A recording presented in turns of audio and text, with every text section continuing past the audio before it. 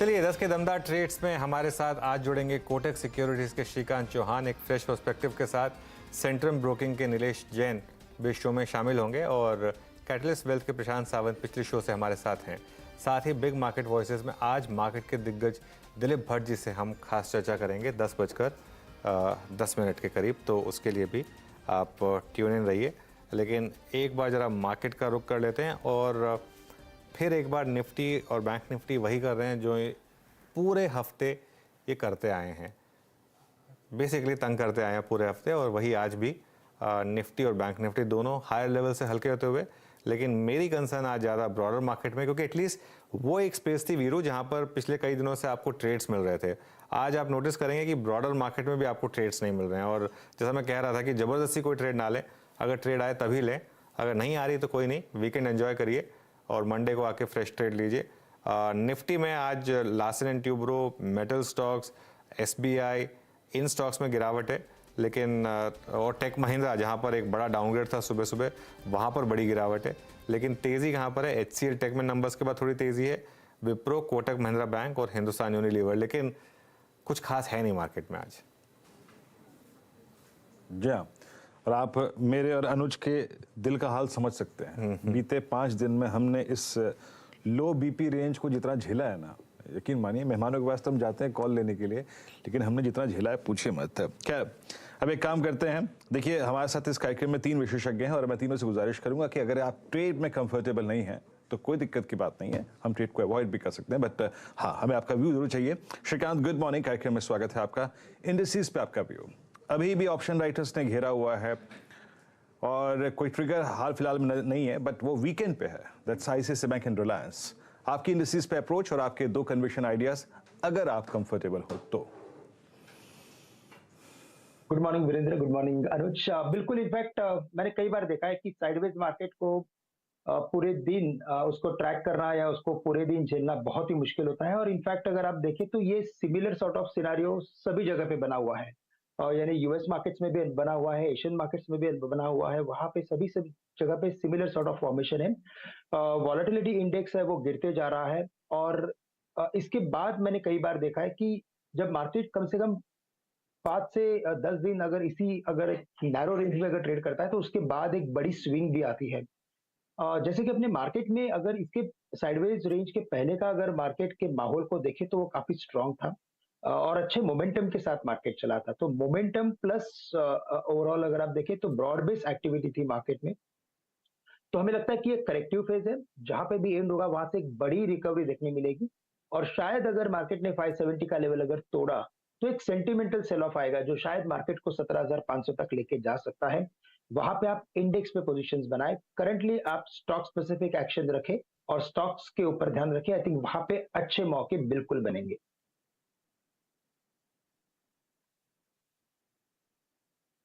Trades आपके श्रीकांत?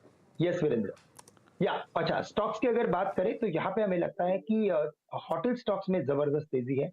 कई सारे स्टॉक्स में अच्छा फॉर्मेशन बना है, और हमें लगता है कि Indian hotels after very long time 330 335 के ऊपर सस्टेन हो रहा है। ये अगर फॉर्मेशन देखिए और इसी फॉर्मेशन को अगर आप इंपोज करते हो आईटीसी के ऊपर, तो ये फॉर्मेशन मोर और लेस सिमिलर है। मुझे लगता है कि ये भी स्टॉक इवेंचुअली अपने प्रीवियस हाई को यानी 350 के लेवल्स को क्रॉस करेगा। करंट लेवल से लॉन्ग करें, 325 का स्टॉप लॉस रखे, 350 और 370 के 2 टारगेट्स नजर आते हैं। थोड़ा पोजिशनल ट्रेड रहेगा, लेकिन करंट लेवल से इंडियन होटल्स को लॉन्ग किया जा सकता है।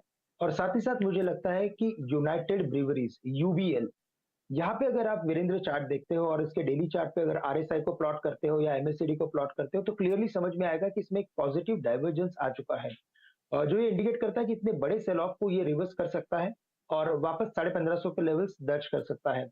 तो करंट लेवल से मुझे लगता है कि यूबीएल इस लेवल से भी लिया जा सकता है 1450 1440 में, क्योंकि काफी ओवरसोल्ड स्टॉक है। स्टॉप लॉस यहाँ पे रखे 1410 रुपए का और टारगेट्स रखे यहाँ पे 1550 रुपए के। यूनाइटेड ब्रूअरीज सुबह से आज एक्चुअली यूबीएल पर दाम लगाने वाले बहुत एक्सपर्ट्स रहे हैं हमारे, और आज एक अच्छा मोमेंटम इस स्टॉक में दिख रहा है क्लियरली। अब नीलेश के पास चलते हैं। Nilesh, good morning. नीलेश, आप क्या ट्रेड करेंगे? Very good morning too. देखिए ट्रेड लॉन्ग साइड में है और जो स्टॉक हमारे रडार पे आ रहा है वो है ओएमसी स्टॉक्स में से बीपीसीएल। काफी अच्छा बेस फॉर्मेशन यहाँ पे हुआ है और ओएमसी स्टॉक में हम काफी अच्छा एक्शन पिछले 2 से 3 ट्रेडिंग सेशन में देखने को मिल रहा है। तो इस प्रकार की वॉलेटिलिटी में थोड़ा सा डिफेंसिव काउंटर ये माना जाता है और यहाँ पे ऊपरी स्तरों पर अगर हम टारगेट की बात करें तो 355 से लेके 360 तक की अपसाइड यहाँ पे बन सकती है। करंट लेवल पे और गिरावट पे यहाँ पे खरीदारी करने की सलाह होगी बीपीसीएल को। 336 का यहाँ पे स्टॉप लॉस रखना होगा, इमीडिएट टारगेट 355 और उसके बाद 360 तक का भी अपने हमें यहाँ पे देखने को मिल सकता है। और जो दूसरा स्टॉक है वो कैश काउंटर है जोमेटो। देखिए सबसे पहले तो यहाँ पे स्टिक स्टॉप लॉस के साथ इस पर्टिकुलर काउंटर को ट्रेड करना होगा। एक कंसोलिडेशन हुआ था पिछले 1 महीने में और उस कंसोलिडेशन के बाद मल्टीपल अटेम्प्ट हुए थे 55 के लेवल को ब्रेक करने के। अब यहाँ पे ऐसा इंडिकेशन मिल रहा है कि ये 55 के लेवल ब्रीच होते हुए नजर आएंगे ऊपरी स्तरों पर और 57 से लेके 59 तक की अपसाइड हमें यहाँ पे देखने को मिल सकती है। 53.5 ₹53.5 का यहाँ पे स्टॉप लॉस रखना होगा, स्ट्रिक्टली स्टॉप लॉस रखना होगा क्योंकि इस पर्टिकुलर काउंटर में काफी वॉलेटिलिटी हमें अमूमन देखने को मिलती है और यहाँ पे खरीदारी करने की सलाह होगी 57 से 59 रुपए की अपसाइड टारगेट के लिए। ओके ये आपके दो ट्रेड्स हो गए। याद रखिएगा Zomato it's a cash call और ये जो यूबीएल का जिक्र हो रहा था और आपकी स्क्रीन पे 1449 पे।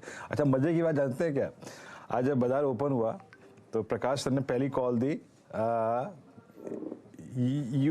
यूपीएल और हमारे जनाब अनिकेत जो पैनल में बैठते हैं उन्होंने फायर किया यूबीएल, तो तार वहीं जुड़ गई थी और क्या गजब की स्ट्रेंथ है। उस वक्त लेवल था करीब 1439 का, अब करीब 1450 पे आके ट्रेड कर रहा है। गजब गजब गजब सिंह यहाँ पर रहे हो। आपकी राय इस वक्त अच्छा प्रशांत जी के 2 ट्रेड्स रह गए हैं, पहले उससे बातचीत कर लेते हैं। प्रशांत जी आपके 2 ट्रेड्स क्या होंगे?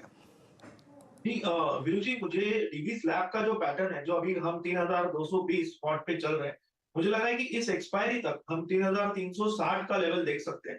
तो मैं यहाँ पे लॉन्ग जाना चाहूंगा। मेरा स्टॉप लॉस होगा 3160 3160। जो टारगेट मैं देख रहा हूँ वो 3350। इसको कोई ऑप्शंस के जरिए भी ट्रेड करना चाहे तो जो 3220 3220 स्ट्राइक प्राइस की जो कॉल ऑप्शन है करीबन 35-36 के जोन में चल रही है। इस पे एक मॉनिटरी स्टॉप 10 रुपीज का रखेंगे, बट इसका टारगेट हम स्ट्रेट रखेंगे 75 फर्स्ट टारगेट और टारगेट 2 रखेंगे 95। मुझे लग रहा है इस स्टॉक में मोमेंटम आ सकता है, तो ये मेरा फर्स्ट पिक होगा। और जो नेक्स्ट पिक होगा वो होगा लूपिंग का जो करीबन 695 पे चल रहा है। यहाँ पे मैं स्टॉप लॉस रखूंगा 687 का और मैं टारगेट रखूंगा करीबन 710 से लेके 714।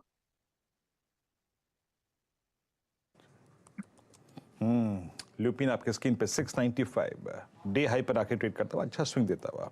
अच्छा इस बीच एक बार इंडिसेस लेके आइए। 17611 निफ्टी एक बार फिर से अगर आप देखें डेलो की ट्रेजेक्टरी में आके ट्रेड करता हुआ और निफ्टी बैंक आपके स्क्रीन पे करीब करीब 42215 पे आके ट्रेड कर रहा है। आज थोड़ी सी वीकेंड थीम काम कर रही है जिसमें अभी जिक्र हुआ जोमेटो का, वो काम करती हुई। एक बार जरा आप जुबिलेंट फूड लेके आइए। जुबिलेंट फूड क्या कर रहा है आपकी स्क्रीन पे? इट्स 442 डे हाई की ट्रेजेक्टरी में आके ट्रेड कर रहा है। It's a dead cat bounce, बहुत स्ट्रेंथ नहीं है, मैं इसे आई थिंक स्ट्रेंथ का तमगा तो नहीं दूंगा, बट आज का stock of the day let's bring HCL technologies 1056 पे आके ट्रेड कर रहा है। नहीं मेरे डेटा में कोई गलती होगी, शायद 1056 पे ये नॉट एग्जैक्टली टुडे हाई है, बट कोलैप्स नहीं हुआ ये स्टॉक का। अच्छा बैकफुट पे क्या आ रहा है? दिग्गजों में बैकफुट पे जो स्टॉक्स आ रहा है वो है अल्ट्राटेक सीमेंट। मेरे स्क्रीन पे इसके पुट ऑप्शंस जो हैं वो डी हाई पे ट्रेड करते हुए 7408। श्रीकांत आपका टेक डे लो पर यहाँ पर अल्ट्राटेक सीमेंट, कैसे अप्रोच करेंगे इस स्टॉक को?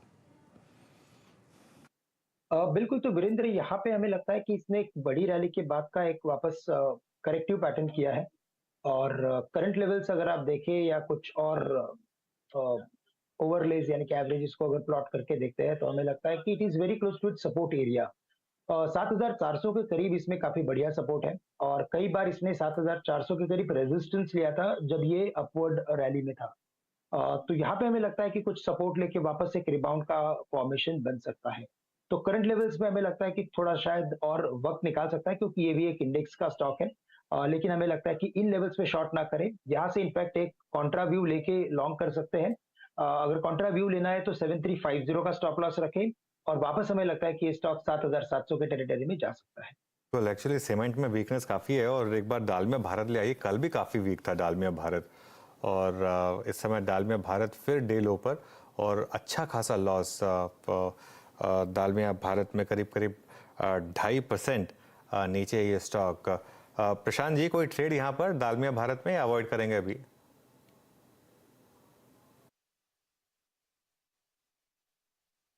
आपसे पूछा मैंने, डालमिया भारत पर व्यू आपका। कल जो सेलिंग हुई वहां पे वॉल्यूम बहुत स्ट्रांग है और अभी हम 20 दिनों के एवरेज पे आए, तो फिलहाल सपोर्ट पे मैं सेलिंग की राय नहीं दूंगा। मेरे हिसाब से इसको वॉच लिस्ट से बाहर रखना चाहिए। बाइंग डेफिनेटली रिकमेंड नहीं करूंगा। अगर ये इस 20 दिनों के एवरेज के नीचे क्लोज हो तो मेरे हिसाब से मंडे स्ट्रेट सेल में जाएगा। तो आज के लिए सिर्फ वॉच लिस्ट में होना चाहिए, बट लॉन्ग डेफिनेटली नहीं रखना चाहिए। कल का वॉल्यूम बहुत स्ट्रांग है। अच्छा, देखिए आज स्ट्रेंथ फार्मा में है और उसमें मुझे सबसे स्ट्रांग लग रहा है एल्केम लैब्स। एक बार इसको रिविजिट किया जाए एल्केम लैब्स को।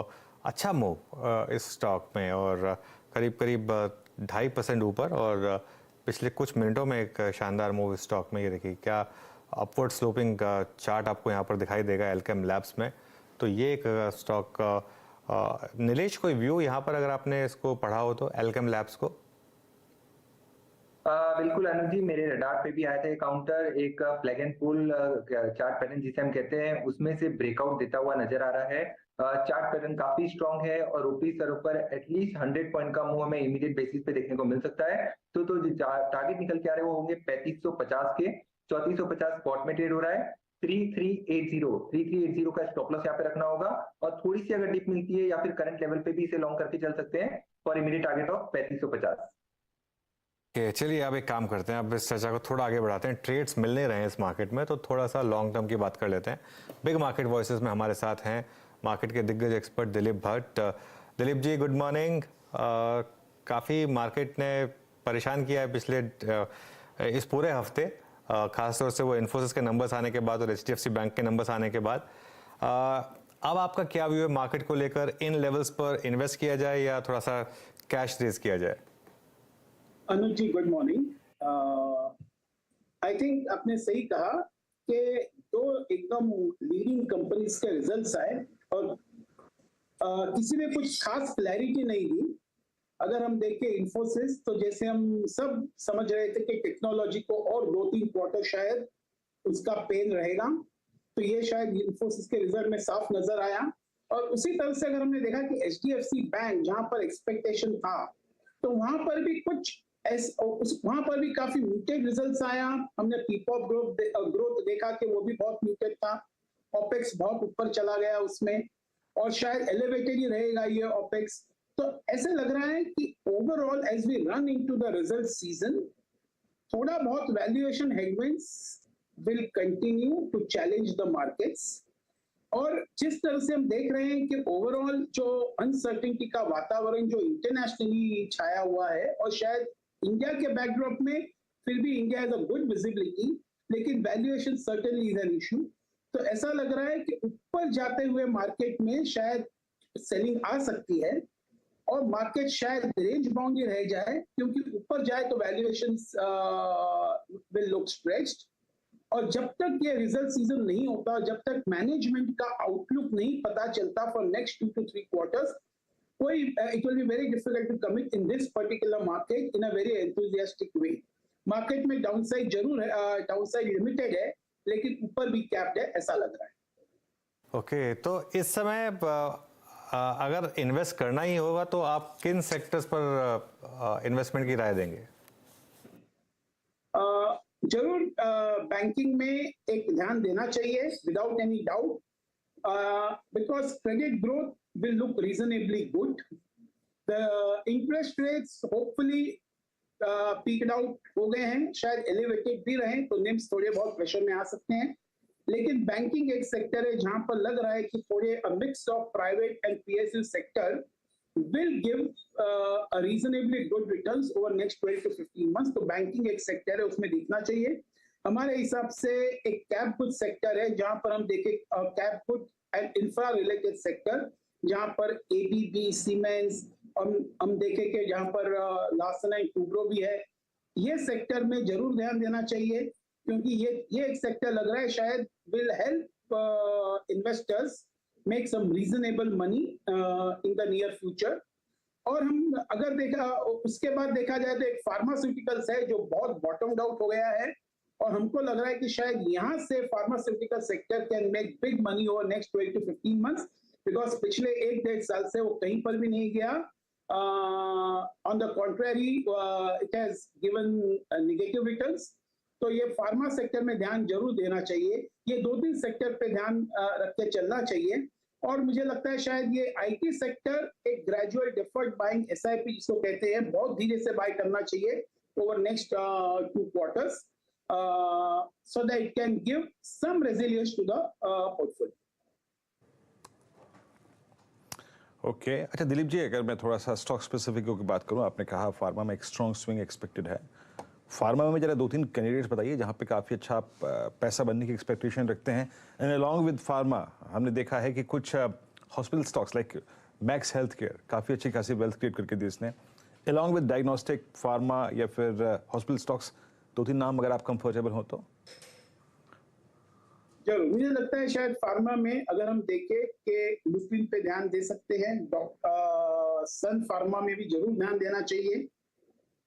सन फार्मा एकमात्र स्टॉक है जिसने शायद इस पूरे फार्मा डाउनफॉल में it always has been flirting close to the all time high, लेकिन यहाँ से लग रहा है शायद सन फार्मा अच्छा ब्रेकआउट दे सकता है in terms of performance in the coming 12 to 15 months. तो ये 2-3 स्टॉक पे जरूर ध्यान देना चाहिए. और हमको लगता है कि शायद मिड कैप्स में भी 2-3 स्टॉक्स मिल सकते हैं जहां पर which can give a reasonably good short-term movement. For example, there is a stock like IOL Chemicals है. मुझे लगता है शायद जिस तरह से ibuprofen का प्राइसेस बढ़ गए हैं, जिस तरह पैरासिटामोल प्राइसेस भी बढ़ रहे हैं, शायद इसमें एक मोमेंटम हो सकता है. तो 3-4 स्टॉक में जरूर ध्यान देना चाहिए ऑन एन ओवरऑल बेसिस. आपने फार्मा के कुछ कैंडिडेट्स का नाम यहाँ पर जाहिर किया. अच्छा दिलीप सर, क्योंकि अब अभी भी अर्निंग सीजन के काफ़ी हद तक बीच में खड़े हुए हैं, इस अर्निंग आने से पहले कुछ स्टॉक्स में बहुत सिवियर प्राइस डैमेज हुआ था, बट फैक्टर्स उनके फेवर में थे, बट स्टिल बाजार उनको अगर आप देखें चेज करने की कोशिश नहीं कर रहा है. मैं इंस्टेंस के तौर पे एशियन पेंट्स का जिक्र करता हूँ. क्रूड में एक सब्सटेंशियल फॉल था, ऑल्दो इस वक्त 80-85 की ट्रैजेक्टरी है, but from I think CY22 के जो लेवल्स थे उनसे काफ़ी नीचे है. बाजार अभी इंटरेस्ट शो नहीं कर रहा है एशियन पेंट्स में, पिडिलाइट में. आपका व्यू सर इस वक्त क्या है? क्या इस वक्त इनको कंसिडर करना चाहिए नंबर से पहले? देखिए, मेरा ये मानना है as far as Asian Paints are concern, they have their own peculiar kind of situations. एक तो हम देख रहे हैं कि जहां पर भी पीज बहुत हाई हैं, वो पीज अब सोबर डाउन होने लगे हैं, largely because overall fees will sober down as quantitative tightening is going to happen and interest rates remain where they are or they remain elevated. वो एक फैक्टर है. और दूसरी तरफ हम देखा जाए तो all good names in paint industry is coming and ये सब कंपनीज ऐसे हैं जिनके पास deep pockets हैं. Whether these new companies like JSW है, Grasim है, Pidilite है, whether they succeed or not we do not know. But जरूर एक कंपटीशन का माहौल, एक इंटेंसिव कंपटीशन का माहौल पैदा कर सकते हैं और एशियन पेंट्स फिर भी अच्छा करेगा. लेकिन ये कंपटीशन का कॉम्पिटिटिव बैकग्राउंड को देखते हुए ऐसा लगता है शायद it will remain cap for some time. Performance, even if performance comes good, I think the markets will still be apprehensive. Okay Dilip ji, real estate पर आपका क्या व्यू है? क्योंकि कंपनियों के नंबर्स बहुत शानदार आ रहे हैं, रियल एस्टेट प्राइसेस हम ग्राउंड पर देख रहे हैं ज़बरदस्त बढ़े हैं, रेंटल यील्ड्स ज़बरदस्त बढ़ी हैं, सब कुछ शानदार बढ़ रहा है, लेकिन स्टॉक प्राइसेस में वो उस लेवल तक रिफ्लेक्ट नहीं हुआ है एक्सेप्ट फॉर 1 or 2 स्टॉक्स. यहाँ आपका क्या व्यू होगा? रियल एस्टेट स्टॉक्स हमारे हिसाब से definitely merits a consideration. Overall उनका अगर मैक्रो एनवायरनमेंट देखें तो टेलविंड उनके फेवर में है. हम देख रहे हैं जिस तरह से ये जो सेल्स दिखाई दे रहे काफी बड़े कंपनीज के, तो वो एक इंडिकेट कर रहा है क्या ट्रैजेक्टरी में रियल एस्टेट चल रहा है. और मुझे लगता है शायद इनके कैश फ्लोज भी काफी अच्छे इंप्रूव हो जाएंगे, इनका डेट लेवल भी काफी सोबर डाउन हो चुका है. तो ये सेक्टर में जरूर इंटरेस्ट रहेगा, but the rise will be in a very very gradual way. But on a risk return basis, risk is limited, लेकिन return में शायद over a period of 12 to 18 months, it can give 15 to 20% returns easily.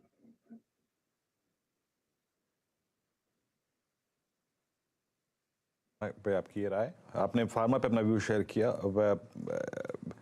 कुछ commodity stocks पे अपना view जाहिर किया। अच्छा, मैं एशियन पेंट्स से सर और पिडिलाइट से इसी तरफ आ रहा था, उससे पहले अगर आप देखें फार्मा की बात फिर छिड़ गई।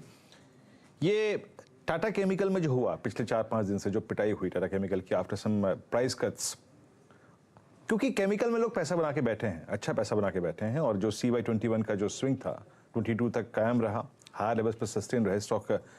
आपको एक स्ट्रॉन्ग रीजन है आपके पास कि आप इसमें एग्जिट करें, या फिर इसमें भी मेंटेन रखना चाहिए अपनी पोजीशंस को? You mean in Tata Chemicals or in this industry as such? Tata and the entire space. I mean Tata Chemical, UPL, SRF शायद मेरे ख्याल से एक प्रीमियम होल्ड करता है, but Tata chemical, UPL, Deepak nitrite, Navin fluorine, इन सब पर आपका व्यू? जिस तरह से हमने देखा है कि पिछले almost about last 12 to 24 months में ये काफी फेवर में आ चुके हैं ये सब स्टॉक्स, और काफी अच्छा परफॉर्मेंस रहा है उनका ऑन एन ओवरऑल बेसिस। और China factor was also one of the major play in contributing to the rise in the stock prices. यहाँ से I will be very very careful, I will be very apprehensive. इनके performance शायद अच्छे आएंगे, लेकिन इनके piece इनके favour में नहीं है, और हम ये भी देखेंगे, शायद ये भी देखने को मिलेगा कि शायद इनके परफॉर्मेंस अभी भी ठीक आए, लेकिन प्राइसेस में not move up anywhere, because जिस तरह से इनके पीस चल रहे हैं और ओवरऑल हम एटमॉस्फेयर देख रहे हैं, उसको देखते हुए लगता है ये सेक्टर में थोड़ा बहुत कॉशियस जरूर रहना चाहिए। We need not be in a hurry to commit in this particular sector from the current levels. Cement को किस तरीके से देखेंगे आप? सीमेंट में पिछले 2-3 दिन में काफी अच्छी करेक्शन आई है, क्या ये बाइंग अपॉर्चुनिटी होगी? जरूर। अगर हम ये समझते हैं कि अगर रियल एस्टेट ठीक करेगा, हम ये समझते हैं कि ओवरऑल इंफ्रा में पुश अच्छा रहेगा as we run into election year next year, तो शायद सीमेंट का डिमांड भी अच्छी तरह से रिवाइव होने के फुल चांसेस हैं। और शायद यहाँ से सीमेंट और जिस तरह से ऑयल प्राइसेस भी थोड़े बहुत कंट्रोल में हैं, तो यहाँ से एक सीमेंट प्राइस राइज मिलने की उम्मीद है, और EBITDA per ton in cement can go up. यहाँ से एक 12 to 15 मंथ्स के लिए cement looks a reasonably very good bet from the current levels.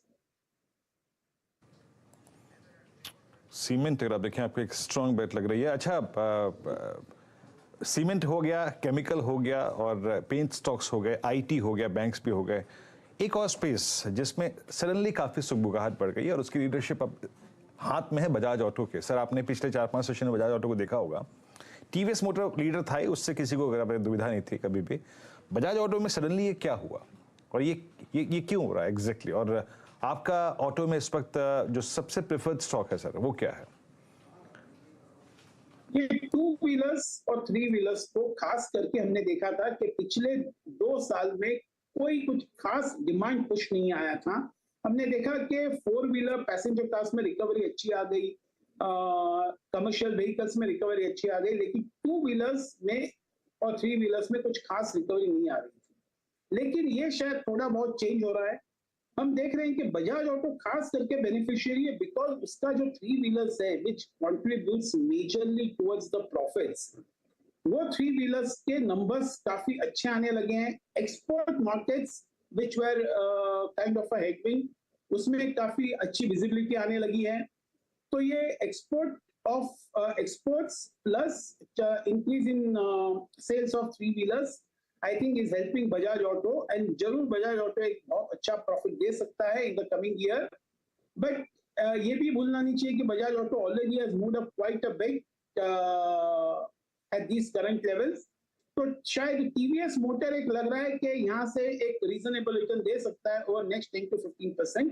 हालांकि ये दोनों companies in the sector can fare quite reasonably well in this particular year। चलिए Dilip sir, बहुत बहुत शुक्रिया। आप जानते नहीं आपने हमारे पे कितना एहसान किया आज। आपसे ये जो 20 मिनट की बातचीत हुई ना सर, यकीन मानिए आउटलुक तो आउटलुक मिला और टाइम कटा, वो बड़ी बात है। आपको एक फोटो दिखाता हूँ सर, आपके पास आउटपुट है क्या? हमारा आउटपुट आ रहा है आपके पास? यस यस बिल्कुल, हमारा व्यू मिल रहा है आपको, आउटपुट? बिल्कुल देखिए बिल्कुल निफ्टी का मौजूदा हाल। तो देखिए जरा एक बार, ये जो गाड़ी दिखाई दे रही है आपको, ये तो आप लोग मैं इसके पास आगे जाने की You are so timely. You people are always on the time in showing everything and recommending everything. Great. Veeru, एक चीज मैं पूछने की कोशिश कर रहा था। Thank you, sir. सुबह भी मैंने ये देखी थी। दिलीप जी शुक्रिया। वीरू, ये Thank you so much. ठीक है, बड़ा सवाल तो ऑब्वियसली है कि ये गाड़ी निकलेगी कैसे वहां से। मेरा सवाल ये कि गई कैसे होगी ये यहाँ पे इस तरीके से। हाँ, ये वाकई ये सवाल मुझे लग रहा है कि कोई तो ट्रिक होगी इसको करने की, क्योंकि इतनी अगर आप देखें कठिनाई से पार्क हो नहीं सकते, और वो भी फॉर्च्यूनर। छोटी मोटी गाड़ी होती तो कह भी सकते थे, लेकिन फॉर्च्यूनर इन दो दीवालों के बीच में। पर निफ्टी का हाल कुछ ऐसा ही है इस वक्त, यकीन मानिए निफ्टी का हाल कुछ ऐसा ही है।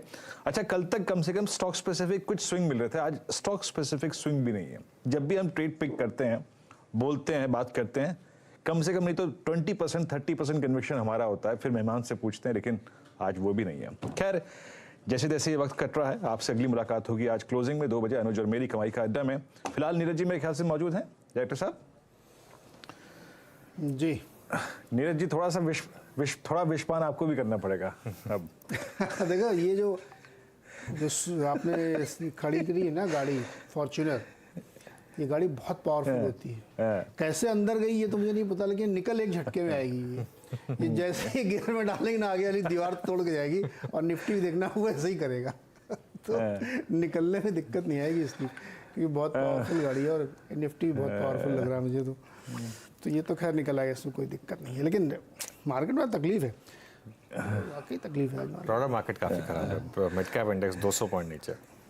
एक्चुअली रियल एस्टेट देखिए, सुबह हम लोग जिक्र कर रहे थे, ओबरा के नंबर एक्चुअली ख़राब है, जो बिजनेस अपडेट है इसका, वो मैं आपको बता दूँ। इसमें इन्होंने क्या किया है, FY22 में 844 यूनिट्स बुक की इन्होंने, FY23 में 684 है, यानी लगभग 200 यूनिट घट गई हैं।